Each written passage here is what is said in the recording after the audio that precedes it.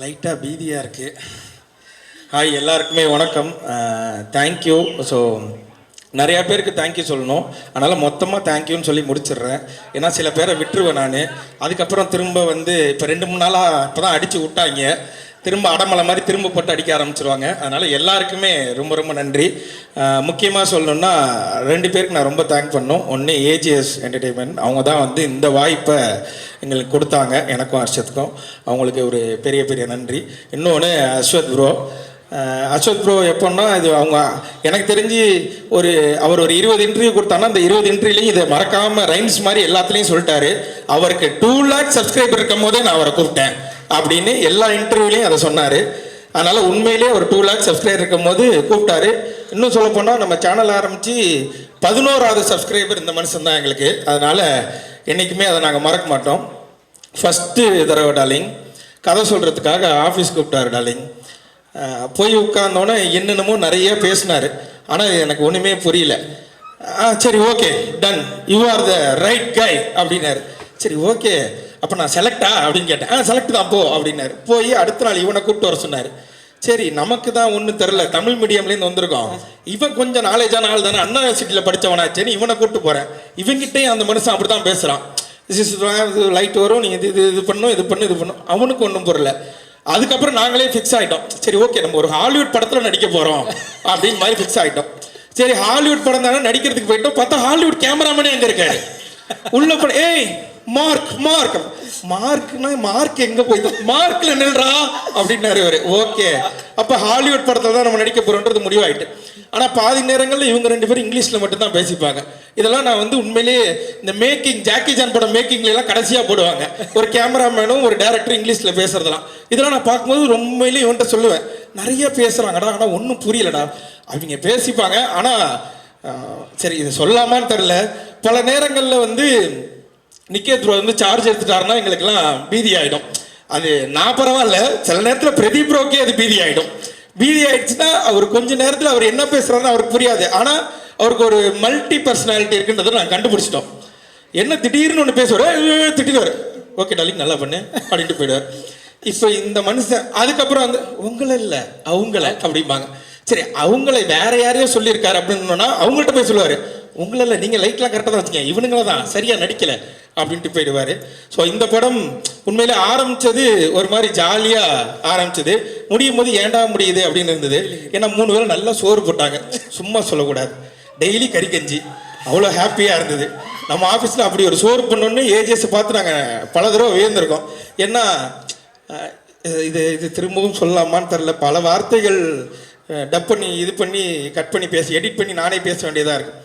ஏன்னா இதுக்கு முன்னாடி இந்த மனுஷன் வந்து இந்த படத்தில் போடும்போது அஸ்வத் ப்ரோ வந்து ரீஇன்ட்ரடியூசிங் அப்படின்னு போட்டார்.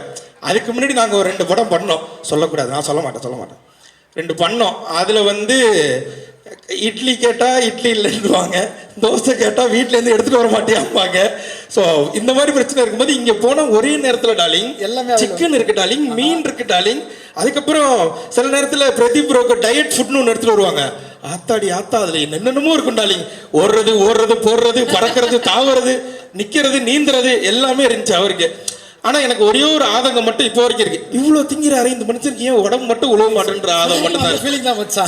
அப்படி என்ன நல்லா சாப்பிட எத்தனையும் கேட்பேன், சமோசா தானேங்க, ஆமாம், உருளைக்கிழங்கு சமோசா தானேங்க, ஆமாம், 4 திங்கிறீங்க அப்படியே இருக்கிறீங்களேங்க அப்படின்னு கேட்பேன். ஆனால் தெரில, அவர் வந்து ஒரு மாதிரி பாதி நேரங்களில் எங்களுக்கு குருவாக இருந்தார், பாதி நேரங்களில் நல்ல ஃப்ரெண்டாக இருந்தார். நான் அப்படியே வந்துடுறேன், 2-3 பேர் அப்புறம் ஸ்கிப் பண்ணிட்டு போயிடுவேன். அஸ்வத் ப்ரோ கூப்பிட்டு கதை சொன்னார். சொல்லிட்டு ஷூட்டுக்கு போனதுக்கப்புறம் அவர் சொன்ன கதை தான் இப்போ எடுக்கிறாரான்னு எனக்கு இவனுக்கும் பாதி நேரங்களில் சந்தேகம் இருக்கும். நம்மள்ட்ட சொல்லும் போது வேற சொன்னார், வேற எடுக்கிறாரா, அவர் என்ன எடுக்கிறாரோ அதை நடிப்போம், இதுக்கப்புறம் நமக்கு ஏதாவது வாய்ப்பு இருக்கான்னு கேட்டாங்க. எந்த வாய்ப்பும் இல்லை, அப்போ கிடைச்ச வாய்ப்பை யூஸ் பண்ணிப்போம் அப்படின்னு இது பண்ணது தான். ஆனால் எங்களை முழுமையாக நம்பி எங்களை கூப்பிட்டதுக்கு அஸ்வத்துக்கு ரொம்ப ரொம்ப நன்றி. ஏன்னா அஸ்வத் வந்து ஃபஸ்ட்டு கூப்பிடும் போது ப்ரோவில் ஆரம்பித்தோம், அப்புறம் வாடா போடா ஃப்ரெண்ட்ஸ் ஆனோம், மாமா மச்சான் ஆனோம். இப்போ என்ன மொழியில் நாங்கள் 2 பேரும் பேசிக்கிறோம்னு எங்களுக்கே தெரில. சில நேரங்களில் எடுத்தவனையே ஹலோக்கு முன்னாடி ஒரே ஒரு கெட்ட வார்த்தை பேசுகிறான், ஒத்த வார்த்தை, அதை சொல்லி தான் ஆரம்பிக்கிறானே. அப்படி ஒரு ஃப்ரெண்ட்ஸ் ஆகிட்டோம் நாங்கள் 2 பேரும். அப்படியே தாண்டி வந்தோன்னா ரவிக்குமார் சார்லாம் பார்க்கும்போது உண்மையிலே பயமாகவே இருக்கும் செட்டில். ஏன்னா நாங்கள் காம்பினேஷனில் எங்களுக்கு நிறைய சீன் இருக்குது. சில நேரங்களில் சார் இப்படி நின்னார்னா அங்கே நிற்க மாட்டோம், நாங்கள் 2 பேரும் ஓடிடுவோம். சரி அவங்க ஏதாவது சொல்லிடுவாங்க, சூப்பர் ஸ்டாரை வச்செல்லாம் படம் பண்ண வர்றா அவர், இப்படிலாம் வேறு நாங்கள் பேசுவோம். சில நேரங்கள் அவர் காதில் விழுவுற மாதிரியே மிமிக்ரி பண்ணுறாரு. அவருக்கு முன்னாடி மிமிக்ரிலாம் பண்ணி காமிச்சோம். ஆனால் அவர் அதை கண்டுக்கவே இல்லை. நான் அதுக்காக தான் இன்றைக்கி வரும்போது அர்ச்சத்தை சொன்னேன், மேலே ஏறி ஸ்டேஜில் ரஜினி சார் மிமிக்ரி பண்ணு, டக்குன்னு கூப்பிட்டு அடுத்தது ஏதாவது வாய்ப்பு கொடுப்பாருன்னு. முதல் மறந்துட்டு போயிடுச்சு. பரவாயில்ல, தேங்க்யூ. அதனால் ரவிக்குமார் சார்லாம் உண்மையிலே நம்ம வெளியிலேருந்து நம்ம ஒன்று பார்க்குறோம், காமன் மேனாக நம்ம ஒன்று பார்க்கும்போது எவ்வளோ பெரிய லெஜெண்ட்டு அப்படின்னு ஒன்று இருக்கும். ஆனால் இந்த படத்தில் பார்க்கும்போது அப்படி இல்லவே இல்லை. அவர் ரொம்ப கூலாக, ரொம்ப ஜாலியாக எல்லார்ட்டையும் நல்லா பேசிகிட்டு இருந்தாங்க. பார்க்கும்போது உண்மையிலே பெருமையாக இருந்தது. நான் எங்கள் அப்பாட்ட ஃபோன் பண்ணி சொன்னேன், அப்பா நீ என்னை படையப்பா படத்துக்கு கூப்பிட்டு போனில்ல, ஆமாம் ஆமாம் அதோட டேரக்டர்லாம் இருக்காருப்பா இங்கே அப்படிலாம் சொன்னேன். எங்கள் அப்பா நம்ப மாட்டேன்ட்டார். அவர்கிட்ட நான் கடைசியாக ஒரு ஃபோட்டோ எடுத்துக்கணும், இந்த ஸ்டேஜை சாக்க வச்சு கேட்டுக்கிறேன், சார் எனக்கு ஒரு ஃபோட்டோ மட்டும் கொடுத்துருங்க. எங்கள் அப்பா இன்னமும் நம்பலை. நான் படத்தில் நடிக்கிறேன்னா நீ என்கிட்ட வீட்டை நடிக்கிறேன், இப்போ அங்கே போய் நடிக்கிறேன் அப்படின்னாரு. அவ்வளோதான். இதுக்கப்புறம் Pradeep bro full jolly. College படம், காலேஜில் என்னென்னலாம் பண்ணக்கூடாதோ அதெல்லாம் நாங்கள் அந்த காலேஜில் பண்ணோம், ஜாலியாக இருந்தோம். நல்ல மனுஷன் உண்மையிலே. எந்த இதுவுமே இருக்கு, நான் அந்த ஸ்டார்டமில் இருக்கேன், நான் ஹீரோ, இது மாதிரி எந்த இதுவுமே அவர் கிடையாது. அவர் டீமில் ஒருத்தராக எங்களை உள்ளே போன அன்னைக்கே சேர்த்துக்கிட்டார்.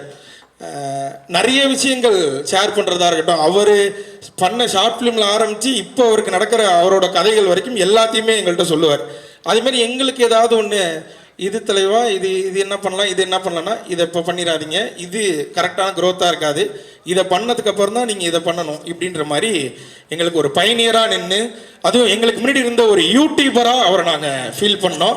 ஸோ ஒரு மூத்த யூடியூபர் எங்களுக்கு அடுத்தது அதை அவங்க கொடுத்தாங்க. மித்தபடி எனக்கு இங்கே இன்றைக்கி தான் நிறைய பேர்த்த பார்த்தேன், அதனால் எனக்கு பாதி பேர்த்த தெரியாது. இதுக்கெல்லாம் இவங்க எல்லாருக்குமே ரொம்ப நன்றி. அதையும் தாண்டி இந்த பின்னாடி உட்கார்ந்துருக்கவங்களுக்கு ரொம்ப ரொம்ப நன்றி. தேங்க்யூ. நீங்கள் வீடியோ பார்த்தீங்க, அந்த வீடியோ மூலியமாக கொஞ்சமாக ஏதோ பேர் கிடச்சிது. அந்த பேர் எடுத்துகிட்டு வந்து இன்றைக்கி இந்த இடத்துல நிற்கிறோம். ஸோ 21 டிராகன் படம் தேட்டரில் ரிலீஸ் ஆகுது. எப்படி யூடியூப்பில் பார்த்தீங்களோ அதே மாதிரியே தேட்டர்லேயுமே வந்து இந்த படத்தை பார்த்துட்டு கண்டிப்பாக உங்களுக்கு எல்லாருக்கும் பிடிக்கும், சப்போர்ட் பண்ணுவீங்கன்னு நினைக்கிறேன். நன்றி, thank you darling. Thank you darling. But இன்ஸ்டாவில் ஒரு ஸ்டோரி அப்போ போட்டிருந்தார் இயக்குனர், இந்த மாதிரி இந்த வருஷத்தோட பெஸ்ட்டு நடந்த விஷயங்கள் அப்படின்னு சொல்லி நிறைய விஷயங்கள் கோட் பண்ணுறப்போ ஒரு தடவை உங்களை கோட் பண்ணி ஏதோ ஒரு ஸ்டோரி போட்டிருந்தார். அதை பார்க்கும்போது அவ்வளோ சந்தோஷமாக இருந்தது. அந்த ஸ்டோரியை பார்த்தோம். இன்றைக்கி இப்படி டிராகன் ஸ்டோரியில் உங்கள் 2 பேரையும் பார்க்குறது எங்களோ சந்தோஷம். ஸோ நிறைய விஷயங்கள் தொடர்ந்து உங்களுக்கு சூப்பராக நடந்துட்டு இருக்கு. சுற்றி அவ்வளோ நல்ல நண்பர்கள் இருக்காங்க.